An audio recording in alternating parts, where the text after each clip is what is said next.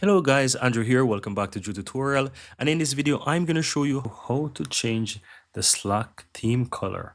So once you're on Slack, just simply click your account on the lower left hand side and go to Preferences.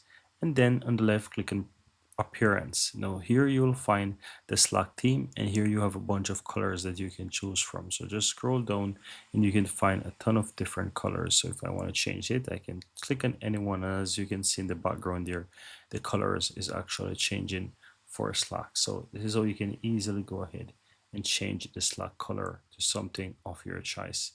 And that's it. So you can even go ahead and do this for a custom color if you want. So if you have a specific color that you want to use, click on the custom theme, and here you can just put in the color ID, and you can easily go ahead and just add that in. So as you can see here, you can just easily go ahead and edit for the system navigation, for the presence indication. You can do it for notifications, and you can also do it for selected items as well. So go ahead and check that out if you want to get more detail and customize your theme color. It's really up to you guys. Very easy and very simple.